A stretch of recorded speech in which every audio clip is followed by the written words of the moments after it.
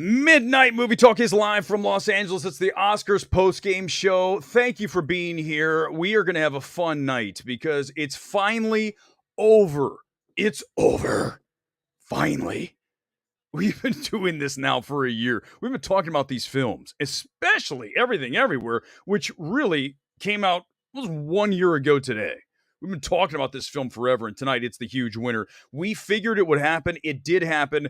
And as you guys know, listen, if there's one thing that we do here on Midnight Movie Talk, is to be 100% transparent. You guys know I do not love Everything Everywhere All at Once. Do I think it's the worst film of 2022? No. Do I think it's the best film and worthy of all these Oscars? Hell no. As such, we are going to dip into the FYC liquor cabinet tonight. Tonight we have, what is this, 1783 whiskey. We also have, and you guys are going to vote, we have some kind of rum, and then we have the Skull from Midsummer. This is straight vodka. I believe it's absolute vodka. You can see it there. We are going to dip in and start drinking because I can tell you right now, I'm not going to drink the whole thing. That would be bad. We are in the mood to drink after Everything Everywhere wins director, picture, actress, supporting, screenplay, editing, every damn thing that it could win, essentially, except for score and song. It was virtually all about Everything Everywhere all at once. Let's just do it like this tonight. You guys come in and you give me the comments and we roll off of that. My comments I led with, I am not thrilled that we just gave essentially a sweep to a film that I don't have a problem winning one or two here and there. Certainly Michelle Yeoh, I get the narrative of that. I prefer Cate Blanchett. I think it's a once-in-a-decade performance, and you don't want to bypass that for anything. But listen, tonight it's about you guys. I'll react to it. I'll rant about it. Tar with 0 Oscars tonight. The number one film of 2022. The best film across the board in virtually every category that you can put it up for, including picture, director, screenplay. Cate Blanchett. You look at the cinematography, you look at the editing. This is the best film of 2022, and it gets 0 Oscars. And then you have Maverick, the biggest crowd pleaser, the film that brought people back to theaters, and that has 1 Oscar for sound. It was just not the best of nights for me. From a personal standpoint, for the makers of Everything Ever, for the Daniels seem like 2 good guys. For Kwan, after his long journey back to Hollywood, these are good things. No one is arguing that it's not a feel-good situation. But the film is so overrated. My God. Exactly, Jennifer. How does Elvis walk away with nothing? How does this happen? What are we doing? I mean, Austin Butler is vastly superior to Brendan Fraser just for the film Elvis versus the film The Whale. That alone, right? The Whale. One of the worst awards films in the history of awards films. And here's Fraser winning. But we knew that it was likely going to happen because of that narrative. The comeback narrative of Fraser. He'd been gone forever, and whenever you return to Hollywood, you have that whole thing going, the storyline, right? It's like the movie itself. He rides that to the win here tonight over Austin Butler. And remember, we talked about it last night on the Pick Show. When you look at the voter, they're thinking in their minds, hey, Brendan Fraser getting up there. He's no longer, a young guy in the 90s. In the, what was the caveman movie with Pauly Shore? Yeah, that one. He's not that guy. So he now maybe doesn't have as many chances, if ever, to win another Oscar. So let's give it to him. Austin Butler, we're going to be treated to for many, many years. It's going to be Austin Butler for at least the next decade. Like, really great stuff from that kid. And he's not even like a kid. He's like 31. Has the biggest baby face I've ever seen. Gone Girl possibly saying this, EEAAO is possibly the most overrated movie of the century. I mean, 2023, 2022, 2021, go all the way back. It's hard to think of a film that's more, in my estimation, overrated than Everything Everywhere All at Once. It's a film I saw a year ago.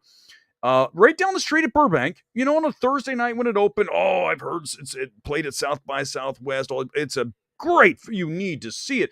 And the thing about Everything Everywhere that's so frustrating is it is a good film up until about the 145 mark, and then we get into that repetition and it just destroys it. So I know a lot of you, but look, see, this is the beauty of this film. It's so polarizing, right? So you have those who don't love the film, like myself, don't hate it, just don't love it. And then you have people like Vault of the Future here saying they love it, they're glad. So it's very much a polarizing film, which I can relate to.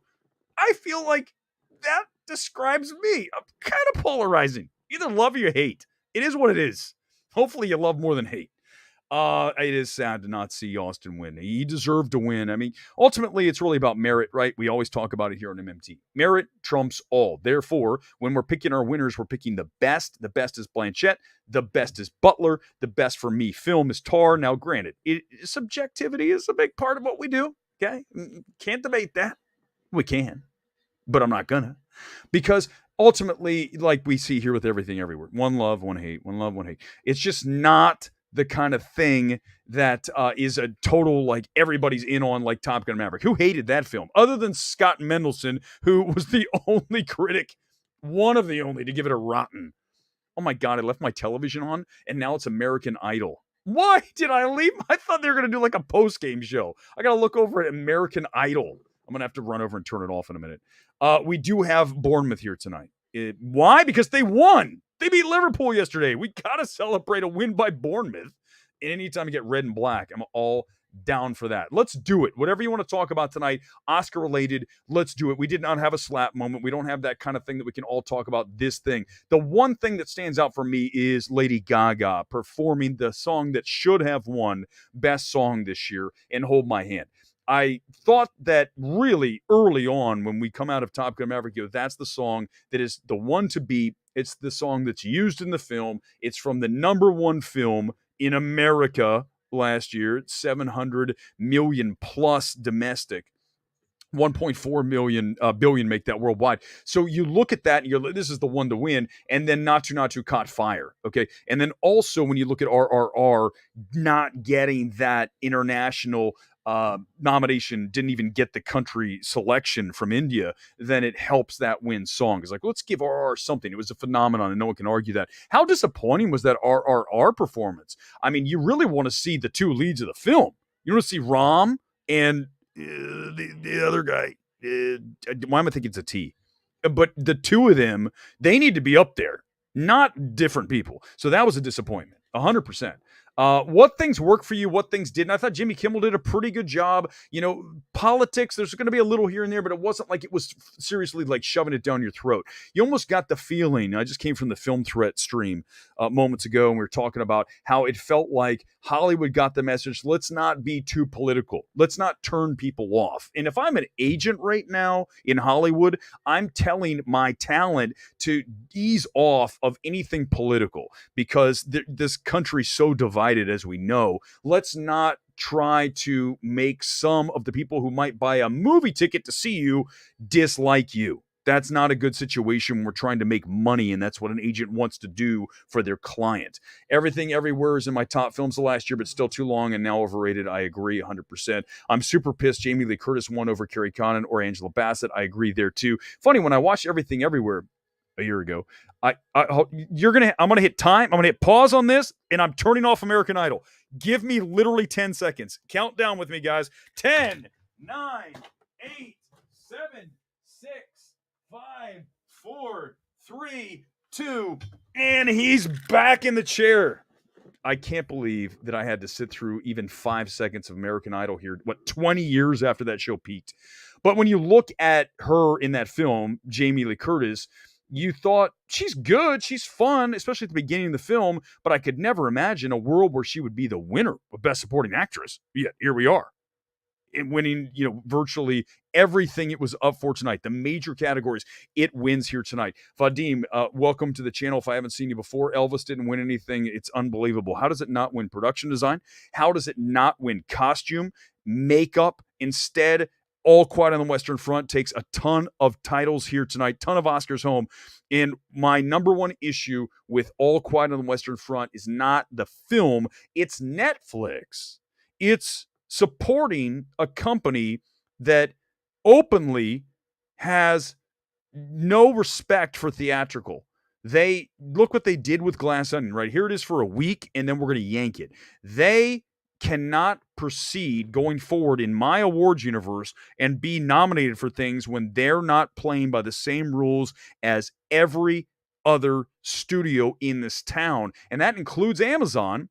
They have that film coming out here in just a few weeks, Air. They're putting that in theaters. So Amazon's doing theaters, but Netflix like, nah, it's just not part of our business plan. Well, here's the deal. If it's not going to be part of your business plan, then guess what? You are not eligible for Oscars. We're not going to even play that game anymore where it's like 3 theaters in New York and LA before the end of the year. You need to have a full theatrical slate on this thing, 1,000 theaters minimum. And it needs to go across the country at your AMCs, your Regals, your Cinemarks, the big chains. Otherwise, you cannot win an Oscar. You can't even be nominated. That's what I would do. I'd force their hand. Netflix is going to... Listen, if I all of a sudden end up missing, you know who is behind it. That guy who constantly talks shit about Netflix. Everything Everywhere winning that many awards is just silly. No way it should have happened for a film that average. Rob, you know I believe that. I'm not just, by the way, I'm just clicking the button here. I am literally just firing comments in here. I'm not even gonna police them. Well, let's hope nothing's in here that's gonna be like that bad. But I'm just gonna react to it. I'm not only gonna hit things that say Everything Everywhere sucks. If you feel that way, then good. But if not, I'm still going to show it that you say it's good. We saw that Tarred and Feathered. Yeah, 100%. What an absolute egregious, embarrassing night it was for the Academy to leave Tar, a film that is head and shoulders, in my estimation, the best film of 2022, to have 0 Oscars on that film. And then there's those people that are like, well, no one watched Tar. Who cares? We are not trying to give an award to the most watched film. Now, if the film that we are nominating turns out to be a watch film, like a Top Gun Maverick, but we also like it, that's good. Because what we're doing then, right, if we're going to do that, you're almost doing a version of the checking boxes. You are doing a version of the checking boxes, right? When you talk about an actor, actress being, in contention for something because of something other than the performance. Well, we're talking about how good the film is. It doesn't matter if anyone watched it. If the film's great, it's not the film's fault that no one watched it. And Tar is great filmmaking. And if you didn't watch it, it's not Tar's fault. Okay. So we're not going to do that game where no one watched it, therefore it can't win. That doesn't even jive with me at all. Pedro, this is the new Academy. Next year, don't let me predict any Scorsese, Nolan, or Fincher. It's not the Academy anymore. It's kind of true, right? Film Twitter has taken over. Film Twitter's taken over. I haven't taken my first shot. Here it is. My first shot of Skull. It's from Midsummer. I'm not gonna drink the whole thing, but I am gonna. Here it is. Hell no! God, straight vodka? What am I doing? This reminds me, real quick story. When I was in high school, my high school went to Russia, and I went to Russia, and we were on a class trip. Oh my God, that is really hitting me right now. And we were 16-year-old punks, and we got smashed in the basement of a Russian hotel, and we were listening to the Cult's She Sells Sanctuary. That I will vividly remember that night for the rest of my life. And the reason it all came flooding back is I just took a shot of room temperature vodka, which is exactly what we were doing that night. Oh my God. This stream's going to get nuts if I even have even one more shot. The most above the line awarded film of all time, right? It's right up there after this. Then we have people like Bob Dole. Here he is. Brendan Fraser, LFG, and Everything Everywhere. At least it can deliver a multiverse way more. Well, that I will agree with. Alpha and Crafts, I 100% will star this comment because Doctor Strange in the Multiverse of Midness. That is the name of that film. Everything in that film is mid or less. Mid or lower on Doctor Strange. What a forgettable film that was. Michelle Yeoh was much better in Magnificent Warriors. Michelle Yeoh's had a great career here in Hollywood. It's funny how when I think about Michelle Yeoh, I actually go back to a film that I guarantee no one has seen except for me and a precious few others. And it's called Last Christmas. Did you guys see that one with Emilia Clarke? where it's the George Michael song, the Wham song, technically, Last Christmas, and they play all the George. Oh my God, I love that movie. She's in it. She's the shop owner, and she's unbelievable. That's how I think of Michelle Yeoh from Last Christmas. Patrick, I wonder how much EEAAO spent on Oscar campaign. They didn't even spend that much money, Patrick. This is a great question, and this is what we do. The strength of this show is right now in this tweet. Well, apologies. I've been spending too much time on Twitter. This comment here on MMT. Patrick, they didn't spend that much money on this. Everything Everywhere All at Once was basically gift box to the Academy. They was A24's like, we're going to put it out there, and then you guys are going to do the rest. Because we mentioned the world's a different world now. Film Twitter did all that it needed to do for this film. They overhyped an overhyped film. And because of that, A24 didn't have to do anything. Hollywood's just like, well, I hear that it's great, and yeah, we like it, and it seems like it's the right film. And that mindset has absolutely taken over Hollywood, right? We want to award what's right, what makes us feel good, rather than what is deserving. Now, I'm not suggesting that everybody who voted for Everything All at Once didn't think it was deserving, or Michelle Yeoh, who I believe, if you're going to extract one element from Everything Everywhere, you're going to take Michelle Yeoh out of that film. That's the number one draft pick that I'm taking out of Everything Everywhere, her performance. So in that regard, I don't mind it. But when you look at the film as a whole, I believe that it is nowhere near the level of filmmaking and overall satisfaction when you get to just the full feel of a film, right? When you get out of a film and you're like, that was a satisfying film. I don't feel that with this film, to the point where you're talking a sweep of a film like a Parasite. I mean, listen, right now, give me a like, come in the comments and tell me that this is accurate, because I know it is, but I just need you guys to confirm it for me. My bottles are clanking. Parasite is 100 times the film Everything Everywhere All at Once is. Now, the reason I say that is it's a recent film, and second of all, to get rid of the people that want to come in here and troll and say, you just hate films with Asians, which happens. It just does. That's what people do nowadays, right? Like when you hate a movie or dislike a movie directed by a woman. Look at Cocaine Bear, Elizabeth Banks. Oh my God. I mean, as a direction, that is just poor film, to be as gentle as I can. And so when you say that, they go, well, you hate all movies made by women. And in this case, wait a second. Who was championing Parasite, Decision to Leave, Return to Seoul just recently, right? So we're not going to do that. But Parasite is 100 times the film Everything Everywhere All at Once. It's not even really. If it was a boxing match, it would be like two punches and then Everything Everywhere on the it's over. The referee's like, it's over. Go to your corner and actually get the stretcher. I think Everything Everywhere, you got to be taken out of here on the stretcher, because it's ugly. I wonder how. Okay, we already did that one. Joshua, my biggest complaint. See, the vodka's already taken over. I'm like, what does that comment even say? I'm gonna do another shot, and at that point, the stream's gonna get insane. The biggest complaint of the show is now and always it's too damn long. Look, it clocks in at 3 hours and what is that, 40 minutes or so? It ended about 10 minutes. Okay, 3:45. Too long. But remember, Joshua, what happened last year when they took all those categories out, all those tech categories? They took a whole bunch out and they said, hey, we're going to present them ahead of time. People go, no, you got to put everything back in. And then they put it back in and we're back to the same length. I told this, listen, if you are a below the line winner, if you're the winner of best animated short, of best live action short, of best documentary short, any of the shorts, in other categories, including score, I would argue production design, costume design, the smaller categories, right? Those films, if you win, you need to get up in front of the mic and say, everybody involved with this film, I'm so blessed to have worked with you. Thank you to my agent, to my family. I'm so proud and happy that you're with me here on this journey. And thank you again. Out! Like, wait, that was like a 10-second speech. Who cares? That's it. Get off the stage, because the longer you go, the more they're going to think about yanking those awards off the air again, because you decided to thank everybody in your entire universe. Don't do it. Get up there and get off. You just won for animated short, not best picture. Just make it short and snappy. Boom, make it snappy. I watched Tar and Peacock last night. Masterpiece. Rusty. Yeah, I agree.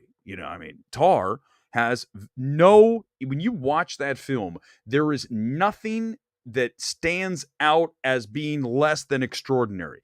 every single element of that film, if you really study it and you watch enough films, and if you're not there, you'll get there. When you watch a film and you see the filmmaking with Todd Field and the masterful strokes that he is just putting on that film from every which way, from the layout of the film to the actual story arc, right? The character arc of Lydia Tarr is just by far the best of the year. I mean, it is the most exhaustive of the year when you think about where she goes to where she ends up. And the scene there in New York at what the hell's the liberal arts college where she is. She's there and she's doing it with the student. She's not really doing it. Okay, that came out wrong. She's there and she's getting into it with the student about the kind of some woke things. That whole thing is a oneer. It's a one take. The fact that she was able to hit those emotional beats, to land all that dialogue, and not just her, everyone else in that scene had to be perfect. You know how nervous I would be knowing it was a one shot? And if I fucked up even a little bit and she was in the middle of like the perfect unveil, she was just like, here, this is the best possible delivery of my line I could do, and then you say something that's wrong on the script, you're like, oh my God. The pressure of that scene alone, that should have won her Oscar, that scene alone. But that film is really, truly special filmmaking. It is a great film. It is the best film of 2022, and it goes home tonight with 0 Oscars. Jay, the Academy loves rewarding films that are either inaccessible or nobody has seen. Listen, in this case, we can't use Everything Everywhere All at Once. This is a film that, let's pull up the box office. I know it's over 100 domestic. It's the highest grossing A24 film of all time. Hold on, I gotta look at this. God darn it, the vodka's getting to me already. I don't drink a ton, guys. I'm gonna tell you, I don't really. Gore will tell you this too. Chris Gore will tell you, Weber drinks like 1 beer and then he's like, I'm done. I already just had a shot of vodka. That's like what, 3 beers? This isn't going to go good tonight. Okay, right now, Everything Everywhere worldwide is at $106 million worldwide. So it's not a film nobody has seen. We can't say that about this film. But let me share the screen. But when you are talking about some films like Tar, I understand not everybody saw Tar. Certainly, we don't know how many people watch All Quiet on the Western Front because it wasn't even theatrical, but we do have streaming numbers if Netflix would bother to give those, but we know they don't do theatrical. Here it is. So Everything Everywhere All at Once is at $106 million worldwide, 73 million domestic. That's a very good number for independent film. Okay, very strong. Especially remember, this film was out back last in March when it was still like COVID could kill you, and everyone was still like, had masks. And if you're still wearing a mask, God bless you, it's fine. You can still do it, but you were told you had to. This world's over, right? We're not playing in that world anymore. So that's an impressive number. All right, let's keep going on this. Finally, it's over. Do you know? I mean, when you sit here and talk about these films as long as I have, and you run the website like I do, oh shit, I gotta get Awards Ace going. You guys, you know what we're gonna do here? I'm gonna literally upload the brand new pages to. Let's just take a break on everything tonight because I know you guys are like super bummed and bored. You're like, I'm done with this. I'm gonna real quickly. I'm gonna create. It's gonna take me 2 seconds. Keep coming in with the comments. I'm gonna create a brand new Oscars 2024 page. Let's call it the big board. Here it comes right now. I'm doing it right now. It'll be live in a second. You're going to see it in literally, give me like 5 seconds. We're going to pull it up live here on the stream. These are all the big films for next year because it's never too soon to get those films going. Okay, I'm loading up 9 categories. Just give me a second. Just have faith that I'm going to give you guys some good stuff here in a second. Just give me it. We're loading up 9 categories. This was a pain in the ass to do. It's coming momentarily. That came out weird. Please forgive me. All right, we've got picture, director, actor. Give me a second. I got 3 more. We're almost there. These guys just keep giving me the comments. Come in with a super chat. You're up first. We're going to bring the 2024 board to life right here on the stream live. I'm just going to throw them up there in any order. It's going to look really weird, but it is what it is. Here they come. Hopefully I finish these pages. I got to be honest with you. When I did it, I go, I think it's done. Okay, here we go. Oscars 2024. Get ready. Let me lock and load. Let's hit the button and let's get ready to go. Here we go. Here it comes. Awardsace.com 2024. The big board is live, everybody. Here we go. Let's do it live tonight on Midnight Movie Talk. Hold on. Damn it. I hate when my computer doesn't work. Okay, here it is. All right, get out of here, ads. Stop selling me soccer jerseys. Oh, no, it's not there. Oh, God, forget it. I'll get it going. It's not there. What did I do wrong? It's nothing but a blank page. All right, more comments. I'll fix it. I promise. You're like, the website has crashed on me. That's because everyone's going to the website. That's what's happening. Let's see. Here we go. Who cares how long the award ceremony goes? This thing has been going on since 1929. There's certainly that, Michael. There's 100% that. When you look at the history of the Oscars, it's always going to be there. But the problem is that when you ask a regular person to sit through 3 hours of 45 minutes of a lot of movies that no one watched, then you're going to get a lower rating and fewer people talking about it. So there is that angle. I'm not saying that you want to change it because you need more viewers. But I also think that we should try to get films that are a little bit more broad appeal in the conversation. That's why we needed Maverick in there, because it was deserving and it brought in the broad appeal. So we need to put it in there. And then I don't have a problem with an Avatar 2, even though I think it's really what a snooze fest that film is. And then you look at Black Panther, Wakanda Forever, almost. At least it was up for a few. And then probably Elvis, for sure, was a very widely seen movie. And then I'd say Everything Everywhere was one of the more widely viewed movies of 2022 when you look at the numbers and you just look at the people that saw it. You might not love it, but people watched it. People know what it is. But yeah, is it as widely viewed as Top Gun Maverick? Hell no. The problem with Tar is that by the end, the script isn't executed with drama and effectiveness. It was too nonchalant. That's the strength of the film. It's so funny. That's the beauty of it. Is remember when I want to watch a film that I know I'm going to like. I can tell you, I'm always going to lean on a film that is rooted in just almost nothing. I want to watch something that is reality, that feels like a documentary, that feels like I could go out and meet this person in real life. I look at what Aronofsky has done in the past, his style of filmmaking, not The Whale, the style of A Black Swan, the style of Tar, that documentary, cinema verite look. I love that, and I always love a film that doesn't need to be playing things up. And anything, it plays things down so that everything feels very real. How many of you thought that Lydia Tarr was based on a real person? Because of what Todd Field did with the movie, because of his filmmaking choices. That raw, just really stripped down. I mean, there's not much in that film. It's not one of these, glossy films. It's basically just beautifully edited. It's shot by Florian Hofmeister really well. Cinematography, one of the best of the year. And then even the score is buried so low. Hildur did the score here, but it's not like Women Talking or Joker. Women Talking is a great score, by the way. How it wasn't nominated, insane. But when you look at the score of Tar, it's buried so low. And when I talked to Todd Field during this award season, I went up and made sure to ask that very question. What happened to the score? He says it's there. He says he buried it very low in the mix. That's just what he does. He did that with Little Children. I get it, but I like that. It's because how many times you watch a movie and it's like, here comes the score. And every time you're supposed to feel something, the score is telling you what you're supposed to feel.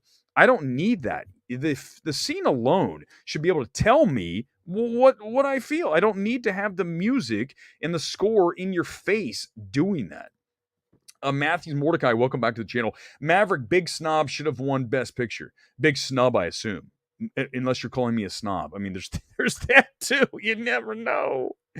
I'm looking for super chats. Come in, you got one. You're in. Twitter's less than 2% of the populace. Letting film Twitter dictate the Oscars guarantees the general public disconnect from the show. Great comment. 100% agree.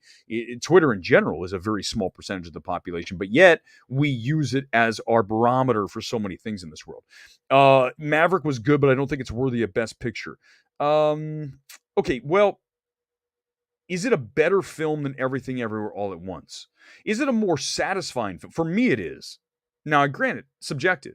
But for me, if we're going on the basis of satisfaction after watching a film, that to me is a Best Picture. Now, that said, I have watched horror films that give me great satisfaction. I would never consider them a Best Picture.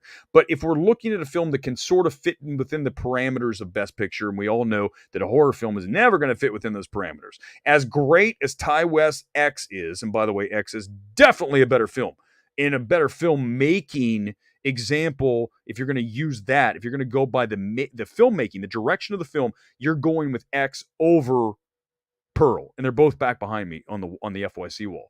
But you're not going to have X as a Best Picture, but for me, I would. But I know it's never going to happen, right? You're asking too much of the Oscars. So I just love a satisfying film. Maverick was that. Tar was that for me. X was that for me. After Sun was that for me this past year. Go back and watch the streams. I've got two of them. One, the best of the 2022, and the worst of the 2022.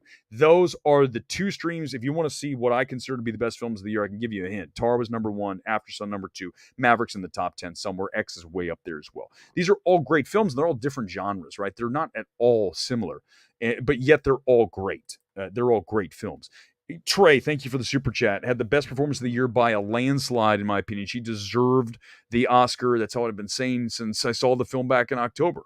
You don't toss out the best performance of the past decade plus. Remember, during the stream back in October, I said this very vividly. I remember it. We have to go back multiple years until we get to an Oscar winner that would be able to challenge Cate Blanchett and Tar in a head-to-head competition. And it would be fair. If you put them up against Cate Blanchett and Tar, she beats every single one, I argue, until you get all the way back to the Iron Lady and Meryl Streep. That's the last time that we had an actual performance that could go head-to-head with Tar. But tonight, Michelle Yeoh's the winner because of that. Cate has hers. It's Michelle's time, and I'm not a huge fan of that. Now, if Cate Blanchett had just won Oscar last year, or even the year before, yes, Blue Jasmine was that 2014? That's enough time. We had Frances McDormand winning like every month. So why can't we have her win every 7 years or whatever it was, right? I think most things are okay except excess in cinematography. For which film? I might have missed that. For which one? Oppenheimer. Could be. I mean, could it be the best picture? God darn it. The stupid site needs to work. Why is it not working? Hold on. Let me see if I can do something. I want to show you the films in contention. Oppenheimer is very clearly one of the films. Here, let me make this the homepage. There we go. Okay, here we go. All right, let's see what happens now. Let me go back and hit the thing again. Give me a second. I want to show you guys the films. It's still not showing up. Why is it not working for me? So annoying. Okay. Anyhow, let's continue on the stream here on this Oscars night. I'm honestly relieved that we're done. I really am done talking about these films, and I'm ready to move on to 2024. And if I could get the page to load, I would show you what it looks like. Stupid website. That's what happens when you try to do a stream and upload a website at the same time. It doesn't necessarily work. Maybe I did something else. Hold on. Give me one last chance, and then I'm going to give up and just worry about doing the stream. I know I should just be worrying about the stream, but it's also I got to do a website too. I got to do a website and a stream. I'm multitasking. Damn it. Stupid thing. All right, let's go back. More comments here on this Oscars night. Thank you for being here. If you're new to the channel, please like, please subscribe. That would be very wonderful of you and a very benevolent thing. I'm going to take another shot. This is where we might have to cut the stream off at some point because if I have another shot of Skull from Midsommar, I finally have cracked open the bottle of Skull from the FYC A24, whatever year that was for Midsommar. Was that 2019? Their package of wonderful goodies that they send every year. I'm going to have another shot. This is not going to be a big one. This is going to be a shot, though. God damn, raw vodka. Just a shot of vodka. Who thinks that's good? Who drinks that and goes, hell yeah, let's have another? Instead, I would rather have a sip of my Mountain Dew Zero, one of the best beverages ever created by man, in my hand. Mountain Dew Zero. Maybe I should mix the Mountain Dew Zero with the vodka. That might be a drink. Andrew Garfield still being Spider-Man was hilarious. No Way Home makes it current, I guess. Listen, let's talk about Andrew Garfield. How good did he look tonight? That man has the best hair in all of Hollywood. And now he's got a beard. He's impossibly good looking. You look at him and you're just like, I don't like you because you're too good looking, Andrew Garfield. And I've seen him in person too. He's not even like short. You can't make fun of him for being like 4'8". You go, damn, you're good looking. You have great hair. The women love you. I don't want to be near you. Get away from me, Andrew Garfield. He just has, every woman just goes, oh, Andrew Garfield, my God, that man. And you know what? He's also like 38. Says the guy who's not 38 anymore. But you look at Andrew Garfield, you're like, he's like 29. No, he's like 38. But he looks great. Andrew Garfield just slays.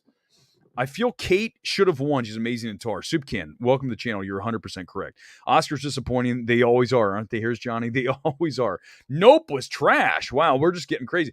I don't agree with that, Aaron. I think it's a good film. I do. I think the Gordy does not work. There's a whole stream about Gordy. I can't do it again tonight, even on multiple skull shots. I can't. Senjuro, thank you. Film Trek coming over here. I just did the live stream. He came over here. I'm on the stream and Gore has like tons of people, like 9 people. As much as I enjoy that, it's fun for a little bit. I am kind of like, just want to just go. Like, wind me up and just let me just go wild. That's kind of how I operate. If you guys watch MMT, you damn well know that's how this whole channel goes. It's just like, does he ever stop talking? No, it's just a constant stream of things. Here's this, here's that. And tonight, as we wrap the end of the year, I'm just thrilled to be done and talk about these films for the last time. We will never talk about Everything Everywhere All at Once ever again on Midnight Movie Talk after tonight. And for that, we are celebrating, everybody. We are excited. Eric, okay, listen, Alex, listen, I told you guys, any comment, I will bring it in and I will use it. I will not stay away from it because I'm not afraid. I don't care what you bring in, I will address it here. We're not like, I'm going to pick and choose. No. Own up to this. You guarantee that Everything Everywhere wouldn't win any major awards. I didn't guarantee. Hold on. You got to show me proof of that. And you were wrong. I've been wrong. Listen, I didn't pick exceptionally well in the Oscars here tonight. I mean, it wasn't a great night for me. Some of us have been saying all year, RR was correct winner. Okay, I never said it wouldn't win any. Okay, I said it would be hampered by the fact, but what I forgot about, and I apologize, by the way, Wing It Productions, thank you for subbing, is that Hollywood loves to attach itself to the right film. And as such, Everything Everywhere is the perfect film to attach itself to. Right? That's it. That's it in the most succinct way possible. Soup Can again. Although it's your half away. Oh, I already used you. Sorry. See, this is what the vodka's doing for me. You getting gored by film? Is he still doing his thing? Is Gore still doing the thing? Dogcatcher, welcome to the channel, by the way. Yeah, Skull. There we go, baby. Skull. This is literally the FYC Midsummer vodka. There's the absolute sign on the back, right? So I've had 2. You guys are all coming in now. This is fantastic. Good. Come on in. Bring it. Bring it, you guys. Thanks for being here. Listen, here's the thing about this channel and me in general, and those of you who watch know this. I will pull up any comment and I will riff on it. I'm not going to withdraw and say, I don't know. As long as it's respectful, like, Alex just was and said, you were wrong. Fine. We can talk about that. Listen, I'm right 99.8% of the time. There's going to be that 0.2% of the time. Or tonight, that 25.7% of the time. But let's not even address that. Let's not talk. That's not necessary to even bring that up. Okay, I said I'd bring up anything, so I'm going to do it. I said I'd bring up anything, Driz Sensei. I said we would do it. Now, if it's something that's totally out of control, then I probably withdraw and I'll stop talking. A movie about a non-binary seeking acceptance from mom won the Oscars. What's new? Overrated film. I mean, it's a comment. It's a comment. Bass player again. I haven't seen Everything Everywhere as far as Top Gun goes. It was good, but I'm very picky with films. Top Gun was a high 7 or a low 8. Not the same caliber as Cuckoo's Nest, Tar, Patton. I mean, yes. But not every year we're going to get a film that is the caliber of a Tar. We're going to get, or I would argue a Parasite for sure. We're going to get a Coda. Oh my God. Can you even believe that was the best picture? When we go back, in fact, we don't even need to go too far in the future. We're only 1 year and we look back and we go, Coda was Best Picture? I mean, said with the Allen Iverson practice voice, Coda? We're talking about Coda? I mean, what? Hell no. I mean, no. Who's more likely to be back again, Butler, Fraser, or Farrell? Butler and Farrell before Fraser. Butler and Farrell before Fraser, because Butler is entering his prime. He's got Dune 2 coming up. Oh my God, I can't wait for Dune 2. You talk about a 2024 awards film. You're looking at if you were to ask me right now, because Awards Ace is jacked and I can't get the damn thing to load, I got to fix it when I'm not doing a stream. Here's the reality. Dune 2 should be, and I pray is, the number one contender in every single category. Look at what happened with Dune 1. Look at all those wins a year ago. All those tech awards. You know that's going to happen again for part 2, the conclusion, we think, of this. So as such, it should win those. Plus, it has a real shot to win Best Picture. I had it as my best film of 2021. I don't care if it's half a film. It is a great film, and it's the best film of 2021. So now that you have the second half, you're looking at a Return of the King, hopefully a better film. I think when you look at Lord of the Rings, give me a thumbs up if you agree with me. I haven't even ever discussed this. Of the Lord of the Rings films, if we were to go 1, 2, 3, 2, The Two Towers, right? God, it's been forever since I've seen that movie. That's the best film. 2 is number 1 in Lord of the Rings. And we look at Dune. Let's see if 2 is better than 1, because 1 is a great film. So if 2 is as good or better, then it should be an Oscar winner in virtually every single category that it gets nominated for, including this time, Best Picture, Best Director, and maybe they go with Timmy in Best Actor, because he'll have his chance now. He's got a couple more years. Maybe we're finally going to do that with Chalamet. We'll find out, maybe with Zendaya. We'll see what happens. But that's a big-time Oscar film next year, along with The Killer, even though I do not like Netflix because they do not have theatrical. It is David Fincher. And then you look at Apple, they have Killers of the Flower Moon. Those are big. Don't forget about The Color Purple, which is Warner Brothers. They're coming in with that. Amazon has Saltburn, which is going to be Emerald Fennell's next film. Right? And that's Promising Young Woman, her second film. So we're going to see what happens with that. Neon's got some things in play. A24 always has stuff. But the big hitters next year, Warner Brothers is going to be a big-time contender next year because they have both Dune and The Color Purple. Now, some of you are probably right now going, they're remaking The Color. It doesn't matter. It's been so many years since we had the original. Is there a reason to make it? Probably not. But if it's done with a different kind of artistic value to it, if the filmmaker decides to make something, obviously not the exact same film, puts his own unique stamp on that, I believe it's, who's directing that? But when you look at it, trust me here, we're very early into Oscars 2024, so forgive me.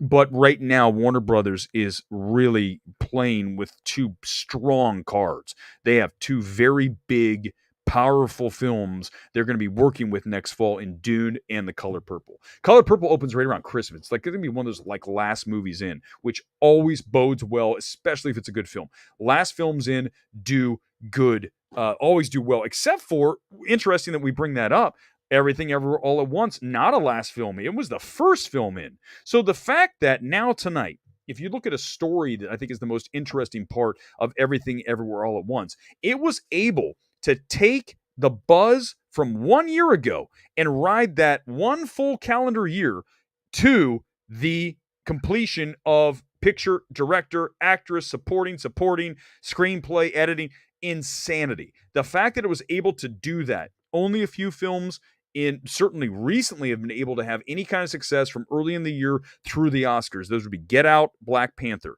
Those two films were early in the year, just going recent, and then we throw now Everything Everywhere All at Once, one of the most, if not the single most accomplished film from early in the year all the way through to the following Oscars. Very hard to do. Very, very hard to do. Coke Zero is very delicious. I like it. John, I have no problem with it. But again, if you've never had Mountain Dew Zero, and at some point we'll get them to sponsor the show. That's the goal.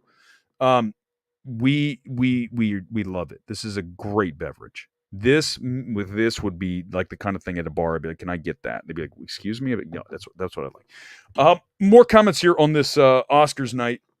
It's finally over. It's finally over. Wait, more ripped than who? Then who are we talking about? Then Garfield. Yeah, Garfield's not. That's not really much. He's very thin. When I met Andrew Garfield in person, he was doing Tick Tick Boom last year, and he looks exactly what you think. A lot of times you meet these stars. Okay, this is an opportunity for me to tell you my Elizabeth Olsen story again, so I will. But when I met him, he looks how you'd expect. He's very thin, but extremely good looking and a great hair. I mean, it's just like the head of hair is like, wow, that's an Oscar-winning head of hair. Well, then we go to Elizabeth Olsen, and for those of you who've already heard the story, just listen. It's Oscars night. I got a couple shots of skull in me. Just let me tell the story one more time. I go to the Wind River party. It's at the Beverly Hilton, right there, where they have the Golden Globes, and it's out by the pool. And it's a small party. I mean, there's hardly anyone there because Wind River's like Wind River. I mean, no one cares. But she's there, and so is Jeremy Renner's there. And Jeremy Renner has his Hawkeye, mohawk going, and I'm like, what the hell's that hairdo? We found out soon after. But here's Elizabeth Olsen. I will never forget this. I looked across the room and I go, oh my God. Like, listen, we've all seen pretty women in person, certainly on the internet.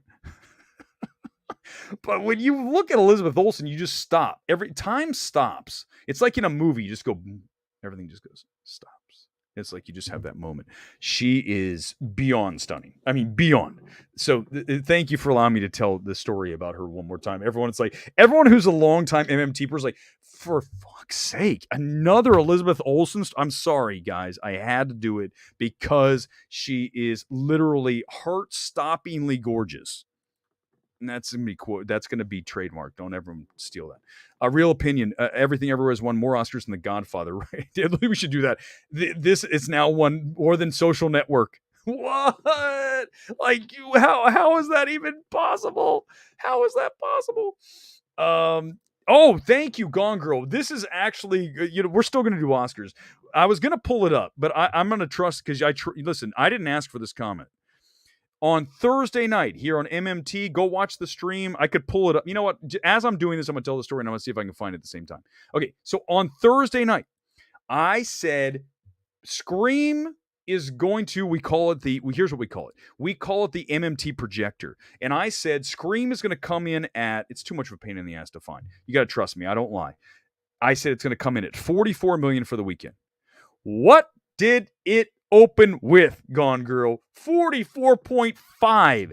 I want to like, for that alone, guys, and having 2 shots of skull, I need a like from everybody here right now. Everyone, because that is 44 and it gets 44.5. I mean, are you kidding me? Garfield cut his teeth. Thank you, Gone Girl. I would have forgotten all about that. That is what I'm hanging my hat on tonight. Certainly not the Oscars picks, where I was like literally like 70% at best. Dogcatcher, Garfield cut his teeth on Hacksaw Ridge. Great call. Great call on that. I absolutely agree. And that's Mel Gibson. And of course, that's a film that a lot of people love. It's a beloved film. Certainly, in the war film, the canon, it's up there more than people think. They don't have Do Zero there. Where do you live, Patrick? Yes, it's different. It's not as fizzy. It's less carbonated. It's delicious. This year's Oscars was shit. Okay, well, I mean, listen. After 2, I am giddy because I don't. That's the thing. I'm excited because I don't have to talk about Everything Everywhere again. Thank God. Elvis was better than expected. Elvis is a good film. Let's pause here for a minute. Elvis is not just about Austin Butler. Elvis is definitely not about Tom Hanks. The film Over My Shoulder, on my left shoulder, your right side of your screen, Elvis, is a film about direction, about, I would argue, even screenplay, telling the story, certainly performance, production design, cinematography. It is a technical marvel. And Elvis, I don't know how it survived that Tom Hanks performance, but it did. Can you imagine if we had John Goodman instead of Tom Hanks? Elvis might have won all the Oscars tonight. Tom Hanks is the single reason that Elvis lost every Oscar here tonight. Wait, did it win? No, it did. It lost everything. Did it win cost? No, it lost everything. Elvis got 0, right? But if we're gonna blame Elvis going 0 tonight, batting 0-0-0, it is Tom Hanks's fault for that performance, that cartoonish. I mean, one of the worst performances by Tom Hanks ever. And you know how I know I'm right? I know you guys know I'm right.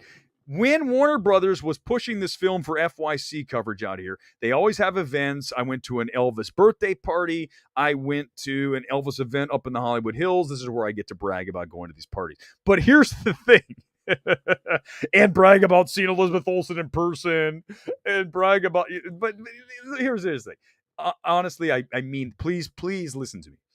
These things aren't that big a deal to me anymore. I've done them so much that I kind of just go in and I go, hey, there's now the rare exception is that I mentioned how amazingly hot Elizabeth Olsen is. That's a rarity. But in general, it's not that big a deal. But what Warner Brothers never did in any one of their Elvis events, and they had so many, Tom Hanks was never part of any of the Elvis events because they knew that he virtually destroyed the film. So, and he probably knew after watching it, oh, this didn't work. That accent did not work.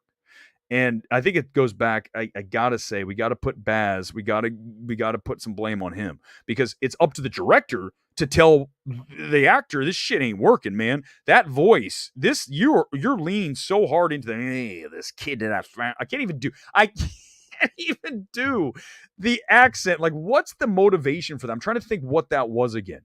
And I saw this. No, I still can't do it. I just can't even get there. I could do like an Australian accent before. That sucks too.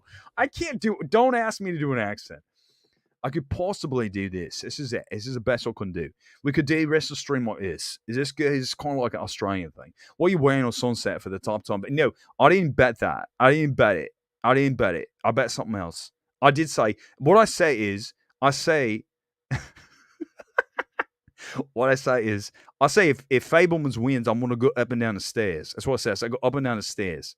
Up and down the stairs over at the EMC Burbank. But I didn't. Now it's veering into some kind of like Brooklyn thing. But it's not. It was.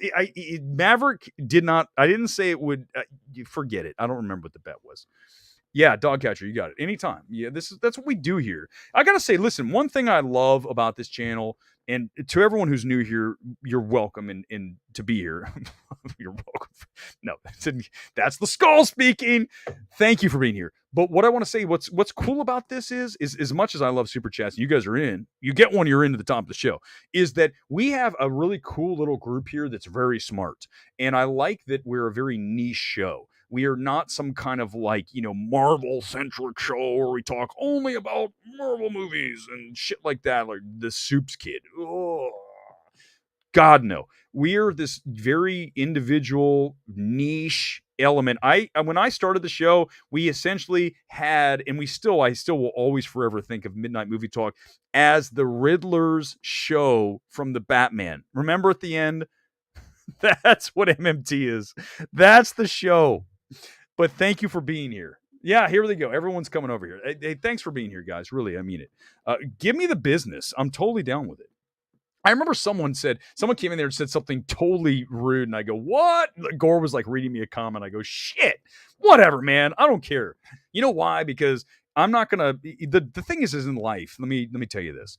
In life, it's best to brush things off. In general, I've learned over my many years on this planet that you want to, instead of freaking out about stuff, just go, okay, that's one person's opinion. Great example. You ready for this? I don't even have it anymore. I blocked the person on Twitter. The other day, I issued my Scream 6 is a terrible film. Let me pull that tweet up real quick. Since any chance that I have to rail on Scream 6, I will do over and over and over. But let me find it. So when I railed on Scream 6, no joke, within a few minutes, some, faceless clown hiding behind an avatar on Twitter, no joke, quote tweeted me and said, kill yourself. I'm like, okay, that certainly is a reaction to a movie take. But at that moment, I was like, okay, do I want to drag this person? I go, no, you know what? Let's just block and move on. So let's just block. So brush it off. If you want to come in here and say something rude, I'll more than likely just blow through it, but I'm not going to worry about it. You just can't. You can't do those things. It's not worth it. Life's too short, man. We saw You want proof of that? Look at the in memoriam thing. My God, how many people died last year? Like everybody. Hollywood's like, who's left? Who's still alive? Eric, I need you to explain to me what a good script is. Okay. This is like a whole stream, but here's the issue with Everything Everywhere All at Once. It's not, I love, again, the film for the first 140, 145 really worked for me. And then I listen, I've only seen it once, so don't ask me to pinpoint the exact moment, because honest to God, it's been a year. I know that my initial reaction to the film was the one that is accurate for me, because I don't really want to go back and revisit. I try to. Why should you have to watch a film twice? You should know the first time you watch it what works, what doesn't, and all that, right? That's how it goes. So I watch it, and I'm watching, and I say to myself, when we start doing the repetition of ideas at the end of that, where it's just like, hey, boom, boom, googly-eyed rock, hot dog fingers, bagel, and then Ratatouille, boom, boom, boom, boom, to the point where you're just like as someone said, a Rick and Morty episode. That's where the film loses. That's where the film has so much goodwill built up and it gets torn down. And I know I'm not alone. The people who saw that film with me, including Chris Gore that night, said the exact same thing. Everyone that I was there that night with, including my friend Simone and Paul, was a very smart guy, Chris, we all had the same reaction. So it's not just me who had the reaction of that to that film. Had that reaction. So, I'm just telling you that it's got issues. Kind of Late to Respond was driving. I don't mind pineapple vodka. Probably the addition of ginger ale to the Moscow Mule. Delicious at the Yard House.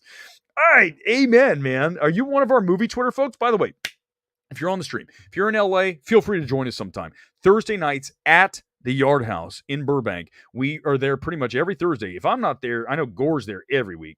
And we all kind of meet at a table and discuss whatever film we're about ready to see, the events of the week. And we have, whatever the beer of the day is there. They have so many beers on draft. I feel like I should literally be like sponsored by Yard House at this point. But feel free to join us. Practice. We're talking about practice? We're talking about practice. I've always respect that you just judge art based on its merits, not whether it's woke or based or whatever. Michael, that's it. That's it.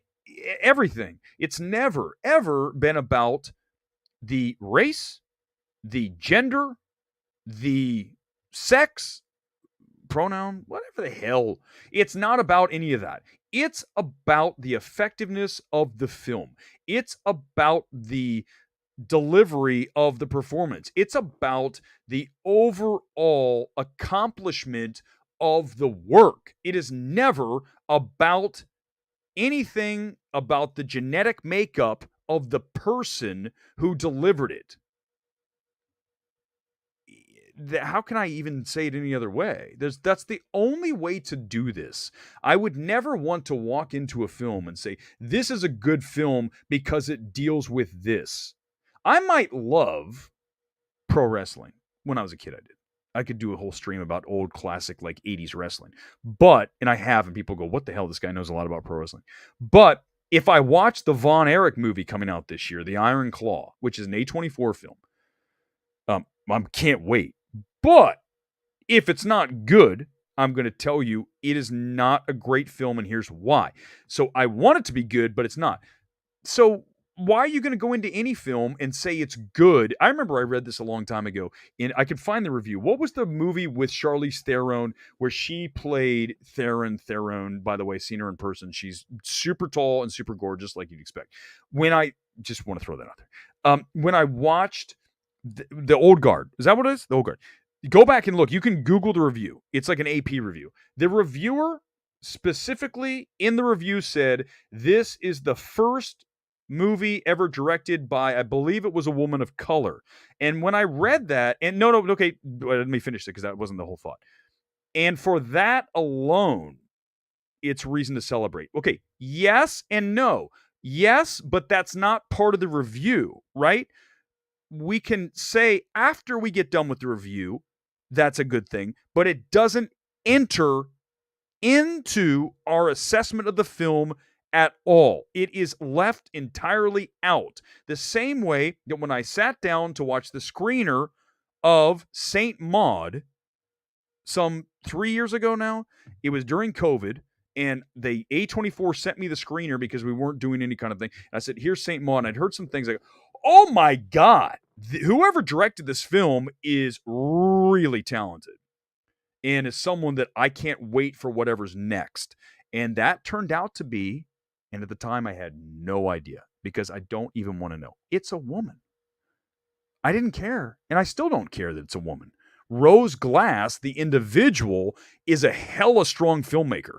Not because she's a woman, because she's talented. We can't do this. This person's good because it's a woman. This person's good because they're X. No. This person or this film is good because they are good. Everything else doesn't matter. There's no other way to do it, guys. I'm 100% right. Anyone who comes in and says that is going to be wrong, so don't even bother. That's one thing I will not even entertain. Anyone who comes in here and talks to me about checking boxes off. I'll never do it, and don't ever try to make me do it. It'll never happen, ever. Jimmy Kimmel, thank you for watching tonight. Really appreciate it. Is this the same person who was when I was doing my John Wick review last week? This is John from Lionsgate. You're breaking the embargo. This crew, you guys are pranksters. I can't trust you anymore. Coda and now Everything Ever. Oscars really improving themselves as they always neglect deserving candidates. Well, Coda, Everything Everywhere. 1-2. There hasn't been a weaker 1-2 best picture winning duo in the history of the Oscars for me. 1-2. Now, we can single out Coda. We can, some of you certainly don't have a problem with Everything Ever. In my estimation, we have never had a more overrated, let's just be as kind as possible here, between Coda and Everything Everywhere. Those are 1-2, like just brutalizing. A brutalizing 1-2 punch. Two Towers is the best. Thank you. It is. I'm so behind on the comments. Oh my God. Let's go current on the comment. Oh, hold on. I got a super chat. Let's go super chat. Eddie, welcome back to the channel. Oppenheimer is going to dominate 2023, especially cinematography department. Oh my God, did you see that? That trailer in IMAX is something else. And it's Christopher Nolan. Hello. We know what we're getting out of him from a filmmaking perspective. I just watched, for the first time in a number of years in a theater, I just watched Interstellar down. It was down at the Fine Arts here in Los Angeles. It's like a little theater in Beverly Hills. It's kind of like old school, still set up like the 90s. And the sound in there was actually pretty decent. It wasn't fantastic. But what was great, it was in 70 millimeter. But to watch that film, to watch Christopher Nolan at work, that's a director in complete mastery of the technical elements of filmmaking. But as we've said before here on MMT, and I would say to Christopher Nolan, should I run into him at the Burbank 16, which I know he goes there, I'd go up to Christopher Nolan and I'd say, obviously huge fan, but what are you thinking with your fucking with the audio? Why are you doing that? Because what's happening, and he started with The Dark Knight. I remember sitting in the Dark Knight press screening in Boston, and I was sitting in like kind of in the middle of the thing, and I'm like, why is the sound so muddled? Why is the score up so high and the dialogue buried so low? Because he was doing it then. He was twisting the knobs and bringing up the score and burying in Interstellar is really bad. Tenet does the same thing. I don't know. I know what he's trying to do, but I would say this to you, Christopher Nolan, and I know you watch. Do not do that anymore. I know you want to do some kind of certain imprint on the film. This is a Christopher Nolan thing. I like to mess with audio. I like to mess with the dialogue and put the score up. No, it's not working. Stop doing it. Because look, remember like Tenet's like almost impossible to follow how it is. And then you get Hans's score like, Ludwig's score. Ludwig's score, or Interstellar, Hans's score, and you're like, what the hell's happening? They're trying to explain a major plot thing here, and then all of a sudden here comes the score, and you're like, I like the score, but I can't hear anybody. Because Nolan is twisting knobs. Stop twisting knobs, Christopher Nolan. Stop being a knob. The Batman feels like 5 years ago, doesn't it? Oh my God, it's a year ago. It feels like literally 2011. 10 years ago. Mexican Coke Sprite. Too much sugar, David. Too much sugar. We got to have the diet stuff. Kate Blanchett deserved Best Actress. She did so much for the 100%. Let's go to the most current comments, and then we'll roll backwards. Let's see if we got any super chats here on this Sunday night. It's Sunday night. We typically do box office. I haven't even touched on box office tonight. Do you think the anti-woke scene hurt Tara's chances? I pray it didn't, Matthew. I hope. I mean, listen, again, I'm not going to. God, if that's the case, that is pathetic. And, this is a great comment because we can riff on She Said. Great opportunity to bring that in. When Hollywood is uncomfortable with something, they almost want it to go away. So, to your point, the anti-woke scene is uncomfortable for a lot of people in Hollywood. She Said, I know a lot of you didn't see it, is really uncomfortable for a lot of people in Hollywood. As we know, it's the story of the downfall of Harvey Weinstein. And we know what happened with that film. It went nowhere. Not because it's a very strong film, okay? It is. It's not Spotlight great, but it's very much like Spotlight. Very clearly, we were trying to make the same film with the Harvey instead of the Boston, the Catholic priest scandal. It's the same film, the same blueprint. But She Said went nowhere because it was uncomfortable. And if that's the case, it's a great comment because it could be. But you know what's weird?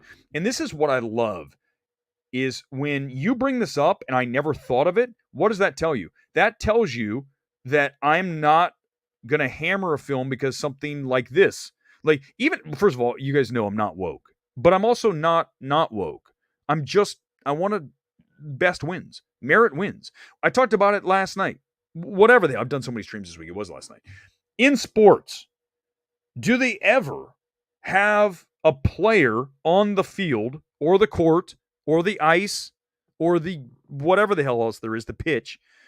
I should know that. That's not worthy of being there.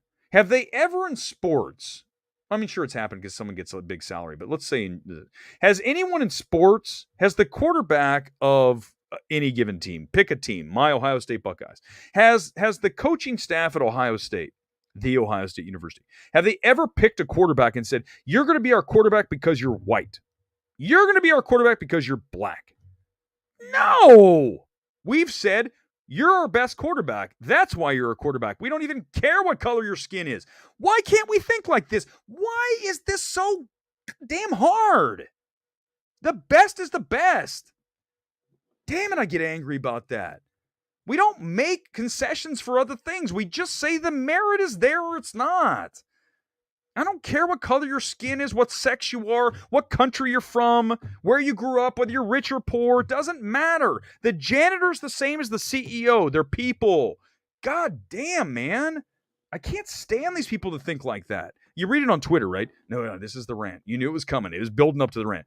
The people on Twitter, like, you didn't vote for this person. We see you. Like, okay, so you're accusing me because I didn't vote for somebody that you think I should vote for, that I'm suddenly racist. That is, you're a shitty person to even think like that. You really are. You're a shitty human being if you think like that. I'm just going to lay it out for you. You are a bad person because you're telling me how I'm thinking. And that is disrespectful beyond all measure. So don't tell me how I'm thinking because I didn't vote for someone that I'm racist. God, I get angry about that. Okay, we're back, and then it's over. But no, guys, come on, come in and tell me that. It's 100% correct what I just said. You guys read those things, and it makes you just want to vomit. What are you, a broken person? If you think like that, you're a broken person. You're a broken human being, and you need to re-examine how you're living your life.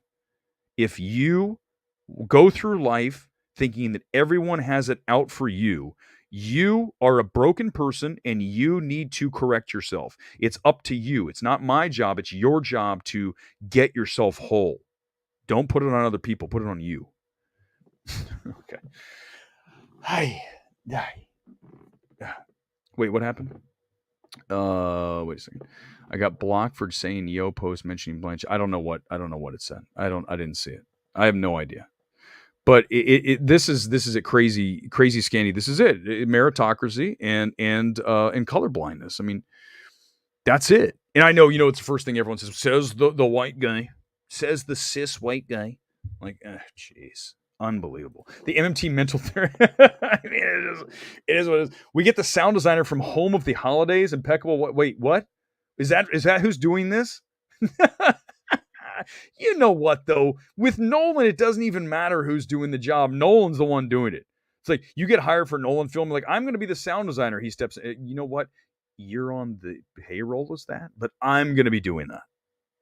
Like the cinematographer, like, I know you're no, you know what? Let's do the shot like this. Like, why are you even doing it? You know, you just say that you're the cinematographer for Christopher Nolan. Largely, he's going to be the one calling the shots. Come on, man.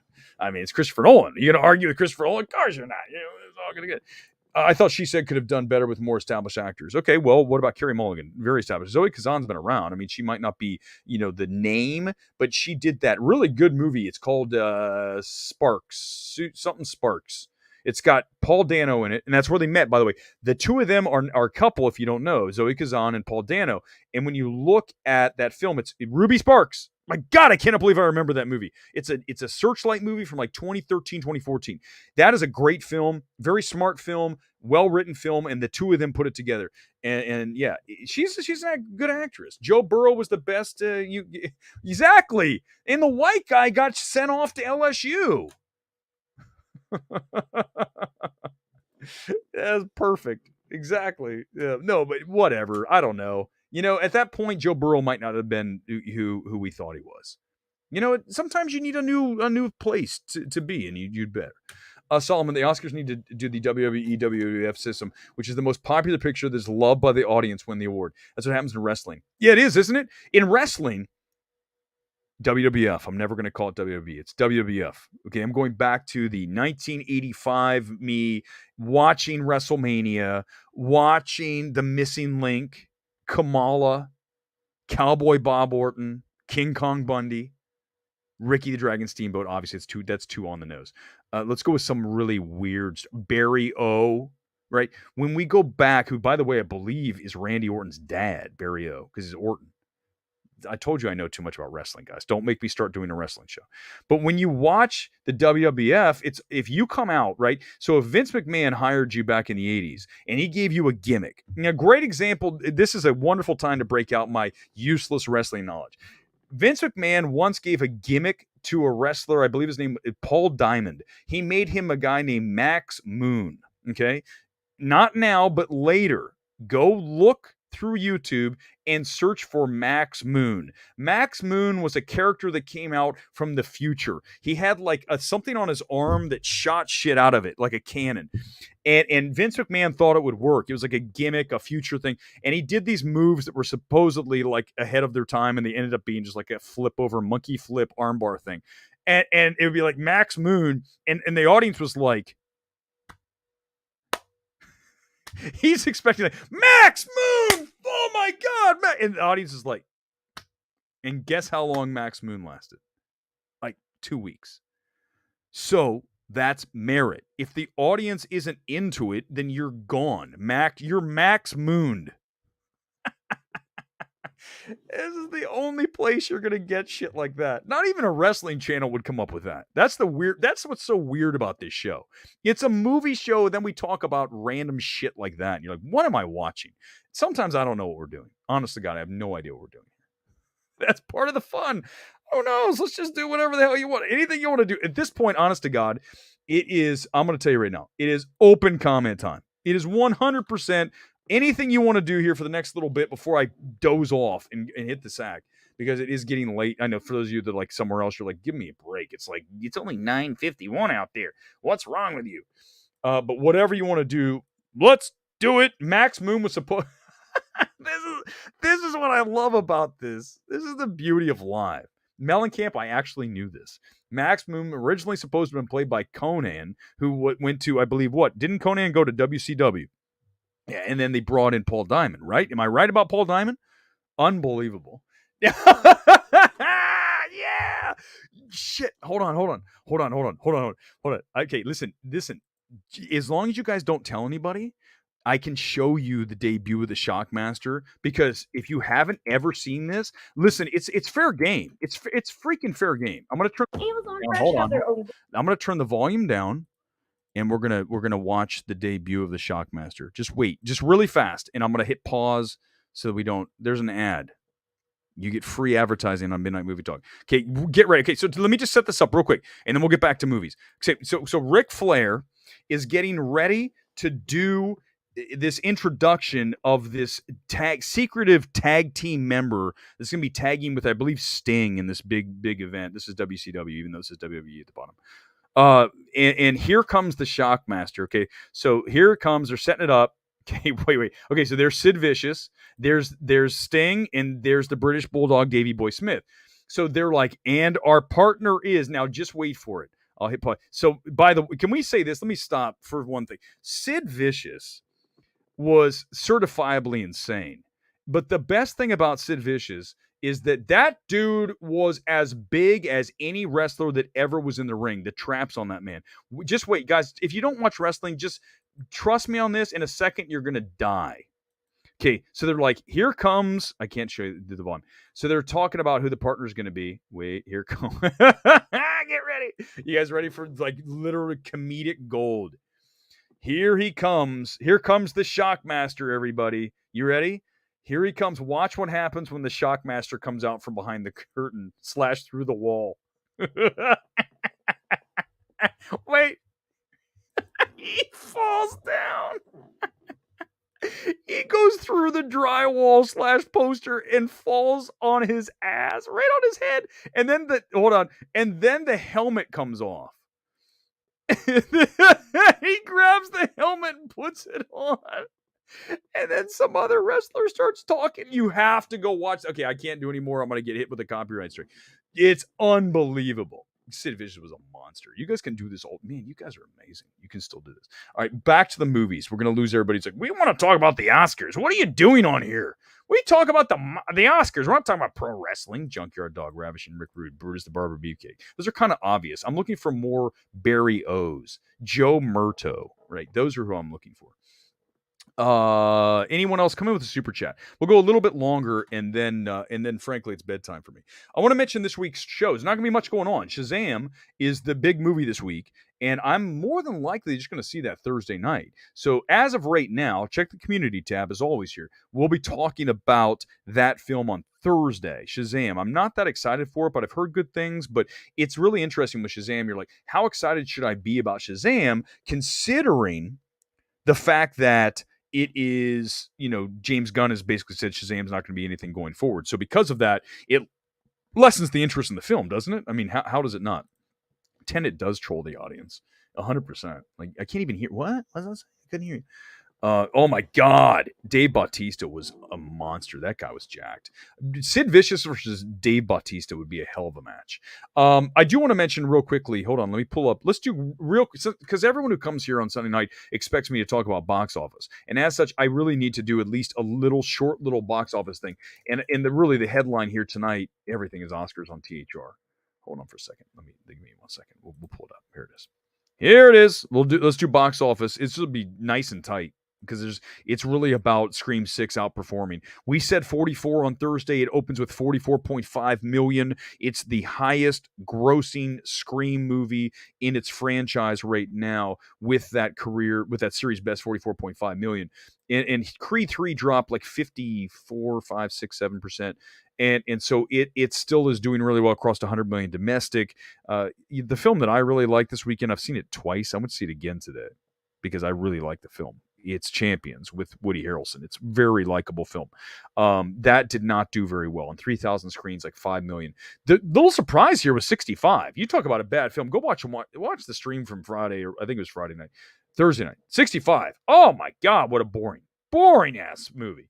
And just mid. No, that's too kind. I apologize. It's one of the most poorly edited films you'll see outside of The Gray Man. But it ended up doing better than we expected with $12 million. Okay, so it's showing you right now that the box office is back. We are back at 2019 levels, and as Shazam enters this week, we'll talk more about box office coming up here. Thursday night, more than likely on Minute Movie Talk when we're back. Shazam should do better than expected. Is that 45 million? Who knows? It's not going to be 90, but it should outperform. So we'll put it at 45, but I can push that. 44 for Scream. Shazam 2, 45. Listen, I nailed 44 for that. So just give me Thursday night. I'll be back with my MMT projector. Scream 6 on there, and absolutely, it was really fun. No, boo, it's so bad. Soul 65 today, you're right. It's horrible. Editing's atrocious. Jump cuts are, you know why? We talked about this. You know what's up with 65? That is a studio-controlled film. That is a film that the studio said, we are taking over.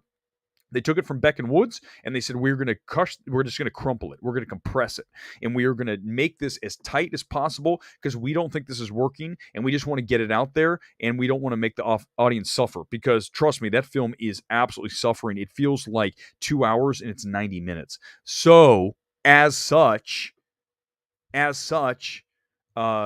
you, Sony, because but you really can see it. You can see the compression by the studio in that film. And that's, by the way, if you go back and if you haven't seen it, go see it. Watch for it. You will see it. That's what we try to do here at MMT. You want to cry? Tobey Maguire loves catching you. What? Wait. Oh, yeah, I got you. I was like, wait a second. Tobey Maguire's here? No, he's hanging out with Leo. And they're hitting on 25-year-old women. That's probably too old. 19-year-old women. My bad. Just down the street. Scream 6 was Screaming in Pain. It's so bad.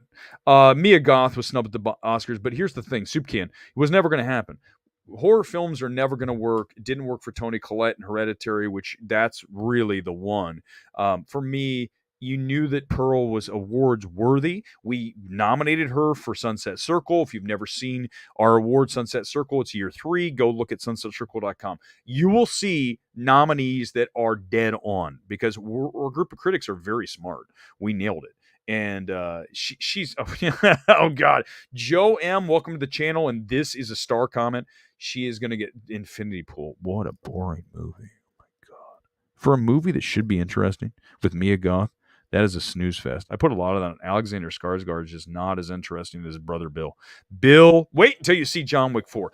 John Wick 4 is going to blow you away. It is easily one of the best action movies ever made, and Bill Skarsgård rocks. Toni Collette is unbelievable. Yeah, Skarsgård's just flat. He's a good-looking guy, but he's kind of stiff.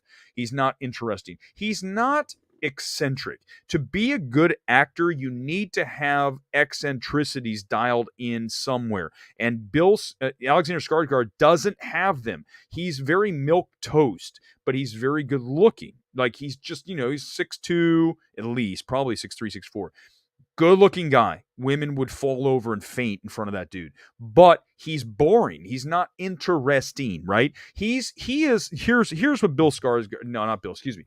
Alexander Skarsgård is, let me see if I can get this exactly right, because this is going to be really good if I can nail it, because the vodka is absolutely sitting to me right now. It's making me like my brain twist into different positions that I never expected to be. Alexander Skarsgård is the Chris Stuckman of acting.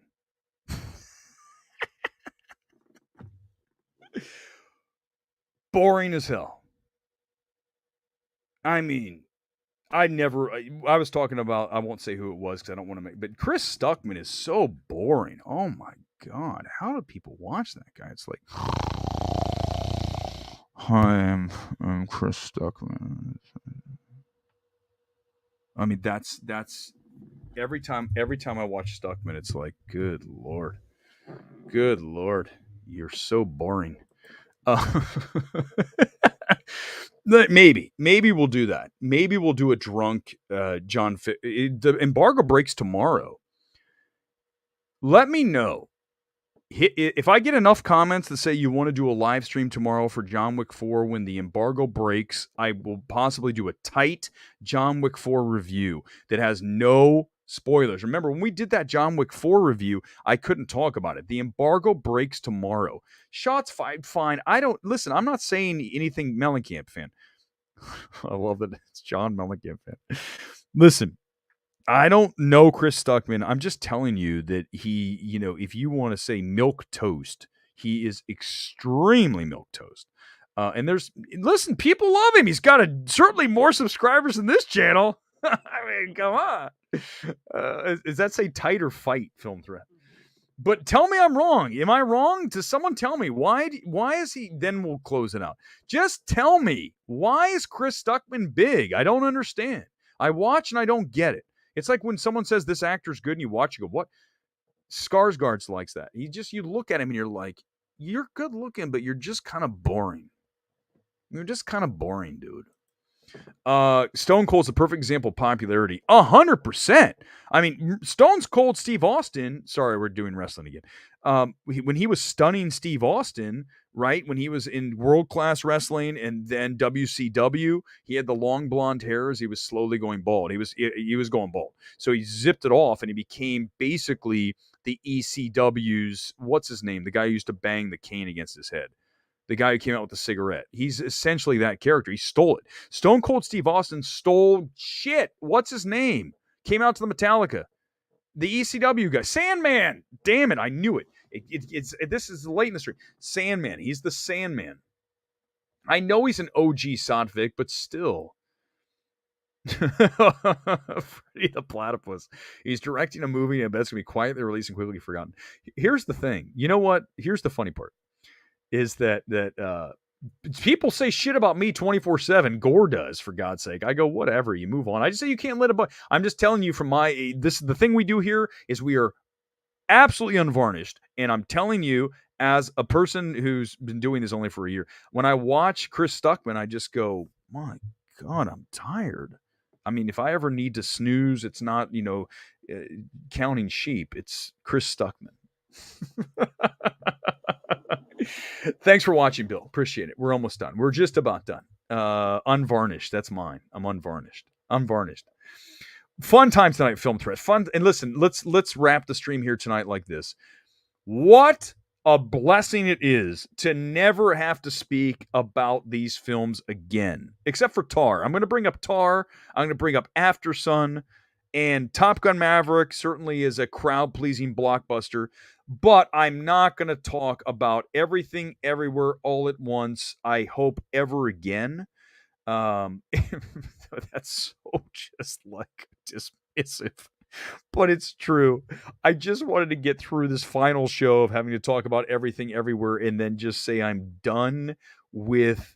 does he say he's not going to review bad movies? Oh my God. Really? What's the point? How boring. This is actually fun. I might stay on if these questions are good. Watch Stuckman videos for 4 hours straight. Oh my God. I would definitely watch the videos from Stuckman. I would absolutely do that. Yeah, no question. Now, if you said watch Stuckman videos for 4 hours straight or go on a date with Elizabeth Olsen, I mean, that's like... come on. I mean, that's so obvious. Is made for Letterboxd. Good comment. This is fun. Actually, I like the end of the show where we just like randomly ask me questions and we dwindle down to like one person watching. Everyone who's been here tonight, thank you so much. I never won an Oscar season. Thank you very much, Sep. Thank you for being here, right? Glass Onion, The Menu will be more remembered. I like The Menu a lot. So, yeah. I mean, The Menu is another film I really think is underrated and certainly one of the better screenplays. I think it's one of the best screenplays of the year. But it just got completely just jobbed by the Academy again because the Academy doesn't know what the hell it's doing 90% of the time, as evidenced by tonight. There's no chance. Get out of your Film Threat. There's no chance. I'm not interested. Not interested. Now. Any more? I'm leaving. Love The Menu. Yep. Erick and Scream. No, we're not doing it tonight. I did it. I already did the stream. I can't do it again. So bad. God, that film. I can't even do. By the way, I can't do. What's it called? Spoilers, because they say Paramount's like you can't do spoilers about Scream 6. Is this a spoiler to say the movie sucks ass? Is that a spoiler? Because if it is, then I broke your stupid embargo. I apologize. Scream 6 sucks ass. Does that mean that I broke the embargo? The Menu and Nope got snubbed. No, Nope got snubbed in sound. You could put it in cinematography. You could put it in production design because they had to build that amusement park, right? So remember, production design, I love questions. Now all of a sudden they're like, this is MMT. We're going to talk about production design. Production design, world building. Nope, world building. You had to build everything. That house is built. That entire theme park, Jupes, what was the hell was the place called? Jupiter's Landing. Was that it? My God, did I get that right after multiple shots of Skull in like an hour and a half stream? Jupiter's Landing. That is absolutely 100% production design. Why are we not talking about Terrifier 2, one of the most violent movies of all time? Yes, I did go to Ohio State, NJ. Thank you. Yes, I did. I've always been a Buck. I grew up in Columbus, and that's, by the way, that's reason number one why I am a very fair, honest, and unbiased human being. I grew up in Columbus, Ohio, which is the test market of the world. The reason that they bring lots of things to Columbus, Ohio, is because they know that normal people live there. I'm a normal person living in LA. I'm a normal guy who doesn't carry biases around and just judges everybody based on their character because I grew up in Columbus, Ohio. Give me a thumbs up, Buckeye fans. Let's go. Get out of here, Penn State. You're out. You're banned. You're banished. And then you're Big Ten. I'm good with that. What Oscar nominee would you want to go with the gym with? Let me think. You say as far as could lift? I told you who was at the gym the other day. It was Taron Edgerton. Taron's like thick. He's not as ripped as me, but it's kind of, well, listen, it's true. I'm sorry, it's true. But what team's the kid today? Thank you for asking. Thank you. These are the questions I really want to answer. Hold on, let me roll down. Did I put it in here? I don't think I even got it in here tonight. It is Bournemouth. Bournemouth, and the reason I wore this is they beat Liverpool yesterday 1-0, and it's also the team owned, partial owner by Michael B. Jordan. And Michael B. Jordan is, of course, Creed 3, and we're still celebrating that film doing so well. I'd also like to point to the fact that when you look at this jersey, when I ordered this specifically from Bournemouth, I literally phoned up the shop and I said, I need you to put the DeWalt patch on that. They go, we don't ever get asked for that because this is what the team has on their side. I said, I don't care if no one asks for it. I want you to put the DeWalt patch on the kit, on the shirt. And the guy goes, okay. And then I get it in the mail, and there it is with the DeWalt patch. And I go, it's a win for me and my never-ending, always growing, now at probably 100 soccer shirts / football kits / football shirts, whatever you want to talk about. Who's the hottest online female movie reviewer? I don't know any. Are there any? I don't watch a whole lot of other people, which is very evident by what I do. You're like, I don't think I've ever seen anything like what. Thank you. Yeah, that's the attention to detail that I have. I call up the gift shop and I say, I need you to put on the sponsors patch that no one asked for. He's like, well, that's kind of weird. Don't care. No, DeWalt. No, DeWalt's that tool company. It's not. It's good. We're literally giving free advertising here tonight. But no, this is look, it's heat transfer. So they put that on. I go, this is awesome. This jersey's badass. Turn off my mic. This time I remembered. You can't tell me I turned off. This jersey, it's actually an Umbro jersey. But I love it. It's just, I love red and black. Grace Randolph. Ooh. All right, we're just, I can like literally like just do this for hours. Just everything that Sandman, yes, Sandman. Everything that pops in, I just go, there it is. I'm a bit late. Did anyone bring up the woman who had a white dress that blocked the view of Fort? No, I didn't see that. No one brought that up. I missed it. It was hard. I was doing the stream with Gore. I was half paying attention. I was angry. Everything everywhere was winning everything, and also all quiet because Netflix doesn't deserve to win shit because they don't have any theatrical. So screw them. I don't want to see them win anything. I'm never supporting Netflix. Until they get AMC and Regal, I'm not going to support a Netflix thing ever again. Ever in the history of anything. Thank you, Joe. It is a good kit. It's super edgy, like the pattern on this thing. The team's like probably going to get relegated to the championship, but it's a cool kit. And that's one thing, by the way, I'm glad that you guys enjoy. I like wearing, different soccer shirts / jerseys / kits, and you guys go, that's interesting. And you can introduce yourself to new teams. AFC Bournemouth in the Premier League, last year in the championship, next year probably back in the championship. So they're a small little beachside town. From what I know, I've learned so much from watching soccer over the past several years. The white dress was a singer nominated for the Rihanna song. Okay. Thank you, Scenario. This is why I stayed on to get this. You've been here the whole. Thank you so much, guys. All right, a few more minutes. Did I like Shape of Water and think it was Oscar worthy? Okay, here's what I like about Shape of Water. I like production design. I like direction. I do not like the screenplay whatsoever. I think that once we get into the weird shit, the sex ruins the film. And I know that it sounds like I'm a prude when I talk about this, but I have no problem with raunchiness in a film. There's obviously no issues with that. I mean, God knows I spent time on Pornhub, but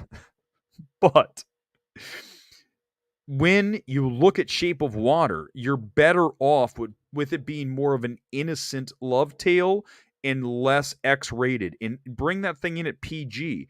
I think it speaks to Del Toro, who I think is a weird dude. I think we just know that based on the movies he makes. I don't know if we'd want to look inside the closets. His skeletons, I think, would be a little bit, yeah, and yeah. It was weird, like bestiality. It's just not quite. Yeah, I don't like fish sex. Would you want to talk about porn sites? We have Pornhub. We have X Hamster. I have a few that are really good that I can't tell you about, but I'm telling you they're really good, and they have lots of good free adult content. And whenever I don't tell many people because I don't want the traffic to get up. They're normal porn sites, guys, like Pornhub. God almighty. Don't think I'm some kind of weirdo like Del Toro. Can we talk about that 120 million Francis Ford Coppola's own money of Megalopolis that's coming? Listen, he's got it. Let's spend it, right? Let's go. The story isn't great. Floundered, that is good. Best animated feature 2024, Super Mario Brothers, Spider-Man Elemental. That's exactly it. In fact, you know what I've got to do? As soon as the stream's over, give me a few minutes. I'm going to have the Oscars 2024 big board up and in action there on the page. For whatever reason, it's not coming up. I'm trying to load it. Let me see if I can do it, because if I can, you know what I'm going to do? I'm going to go to it at the last second here. Hold on. Yep, we got it. Let's go, people. The stream's going to go on for a few more minutes. Everybody who's here, you just got lucky. You just got bonus time, because we are going to awardsace.com for the 2024 big board that is now live. Oh, there's no picture in best supporting. Damn it. Okay, I'll fix that later. We have 9 boxes. Let's go quickly through the best picture contenders. Where the hell is best picture? Here it is. Boom. Okay, I just threw them up here. Okay, you ready? Here we go. Some of these films are, let's make sure this is stated. Some of these films are in a state of flux. We don't know if we're going to get them. That's how it always goes this time of year. Here are your key contenders for Best Picture 2024. The Color Purple. I already mentioned that earlier. Dune Part 2. I mentioned that as well. Also, The Killer. Mentioned that. Maestro is Bradley Cooper's film. That is going to be biopic. That will be a big player for Netflix, even though I don't like saying that. Napoleon, Apple. Apple has 2 big films. I forgot about Napoleon. Napoleon, Joaquin Phoenix, Ridley Scott directing. And we also have Killers of the Flower Moon, Apple. Also, Nyad. Nyad, right? Diana. The Swimmer. That is going to be a film that I'd watch out for. Certainly his performance. Oppenheimer. Poor Things. You're like, what's Poor Things? Poor Things is finally we're getting another film from what's his name who did The Favorite. My God, I've been doing this too long tonight. I'm literally forgetting his name. Yorgos. He's got his movie coming up. Saltburn. There it is. That is Emerald Fennell's next film. Spider-Man Across the Spider-Verse, why can't that earn a Best Picture nomination? And then we have also, this is one of these in flux, but if it gets in, watch out, Untitled Bob Marley Project. It's a movie about Bob Marley. It's coming from Paramount. And that's what I have as key contenders. Other films, Wonka. That's Paul King, who did Paddington. Why can't that be one? Iron Claw, we talked about. That is the Von Erich movie. Ferrari is Adam Driver. And that is also Michael Mann. There's a lot of good films here, okay? The Best Picture looks really, it looks like it's going to be a strong year. Also, let's go and just quickly go through actor. You guys got so lucky this loaded up. I was not even going to do this. That said, it's perfect because we just finished one. Let's start another. Best actor. Let's go through the key contenders. Leo DiCaprio, if he's slotted lead, will be for Killers of the Flower Moon. If it's not slotted lead, it's going to go to Jesse Plemons. We don't know who's going to be the lead, who's going to be supporting in that situation. It could be a 50-50. We might have a situation like Once Upon a Time in Hollywood where you really had dealer's choice. It really was Leo, but it could have been Brad. We don't know yet. It's early. We have a year until the next Oscars. Adam Driver, Ferrari. Michael Fassbender, we're finally getting next goal wins. Fassbender again for The Killer. It's more than likely The Killer, the next goal wins. Murphy for Oppenheimer. Phoenix for Joaquin Phoenix, Napoleon. And that'll do it there. Let's go to actress, and then we'll do director, and then we'll hit pause on it because I'm so tired right now. Annette Bening for Naiad for the swimmer.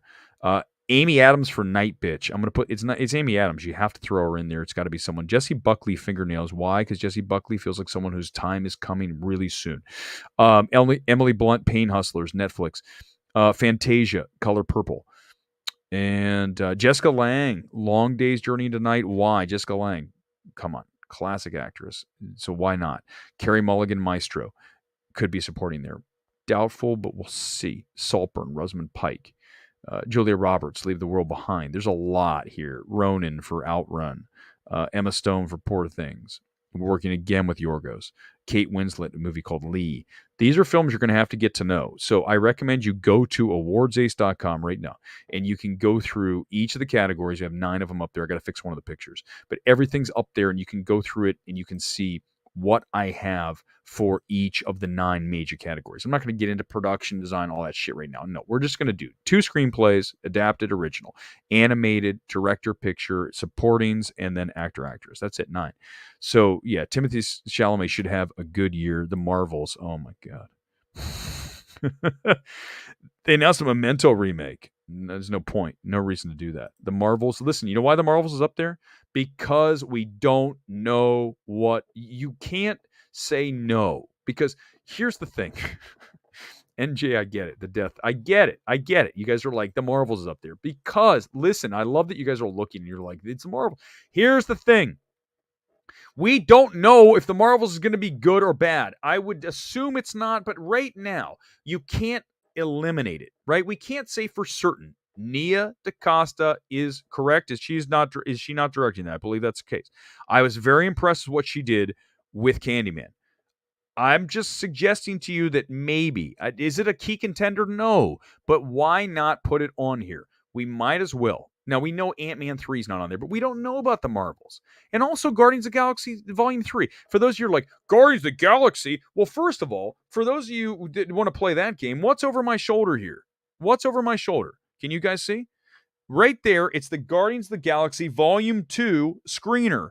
Disney pushed Volume 2 for awards, so why wouldn't they push Volume 3? That's what you get here on the... I've been promoting alcohol the entire night. No, I just had a couple of skulls.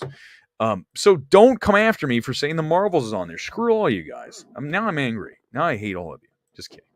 I love you all. Last minute. Final minute. 60 seconds on the clock. After the writer's strike, this whole list will be moot. Maybe. Magazine Dreams is in actor. I have not put it in picture. I will add that. There's probably some I missed, and you can come back and tell me. I'm trying to go through every single film and decide whether it has. People forgotten Brie Larson's an Oscar winner. Thank you, Mellencamp. Exactly right. Brie Larson won an Oscar for Room. So why can't we? Okay, maybe it's testing terribly. I don't care. Obviously, they pushed it back. I'm putting it up there. You guys can't make me take the Marvels down. I won't do it. You can't make me. I will not apologize for putting the Marvels up there. Screw all of you. And that's going to do it for tonight. I can't do it. One last shot. Fine. One last shot. You ready? That was little. It was a little shot, but vodka's shit. Vodka, especially room temperature vodka, out of a bottle that's been sitting on my shelf for 3 years, is not good. I do not recommend you do that. David, I did it. You owe me a super chat for that. I'm disgusting. I'm not. I just wanted to end the stream. You guys making me do a drink. Thanks, guys. Appreciate it. It was fun. Appreciate it. Everybody, good night. We'll see you back here more than likely Thursday. We might do a John Wick 3 live thing tomorrow night. Just check the community tab. For those of you who don't know, of course, on Twitter, I'll say, hey, we're live. If not, then we're not. Okay, that's simple. I know it should be chilled for sure. Disney paid Eric good night. No, not, dude, never. Good night, guys. Good night, everybody. It was a pleasure, as always, from Los Angeles, live from the movie capital of the world, putting an end, closure to Oscars 2023 and looking ahead to Oscars 2024. Let's just take a break, though. Let's not really get crazy about this. I don't want to we all need a break. MMT is out. Live from Los Angeles, good night. I will see you back here whenever, likely Thursday. Peace all. Now